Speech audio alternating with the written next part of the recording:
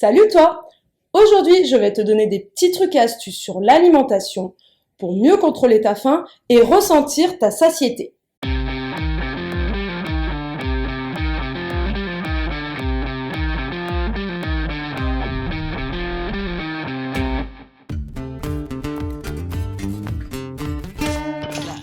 Et oui, tu vas tromper ton cerveau. Tu vas t'auto-subterfuger.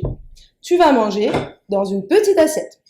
Je t'explique. Voici une petite assiette et une grande.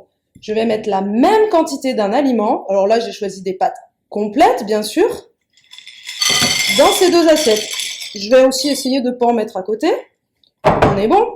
Donc visuellement, tu vois que ta petite assiette est bien mieux garnie que la grande.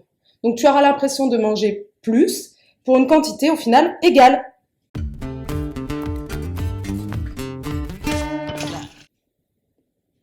Et oui, tu me fais plaisir, tu mâches, tu mâches, tu mâches, même si tu n'es pas une vache. Compte environ 20 fois à chaque bouchée. Et ça, c'est un conseil du professeur Joyeux. Tu vas déjà préparer ton estomac à mieux digérer, tu vas mieux savourer ton repas et surtout, tu vas sentir la satiété arriver.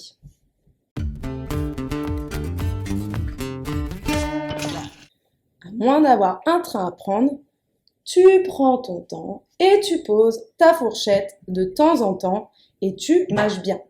Il faut savoir que ton corps va sécréter l'hormone de la satiété au bout de 20 minutes. Donc 20 minutes, c'est le temps minimum que doit durer ton repas pour sentir que tu n'as plus faim. Si tu manges trop rapidement, tu vas manger beaucoup plus que ton besoin sans sentir que tu es rassasié. Alors, lorsque tu as terminé ton repas, va te laver les dents. Donc, je te dis pas ça pour éliminer le morceau de persil que tu as entre les dents, même si c'est quand même important, mais ça va surtout t'éviter de vouloir grignoter derrière.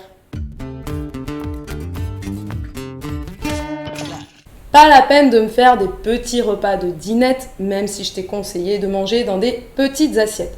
Mange bien, en quantité suffisante.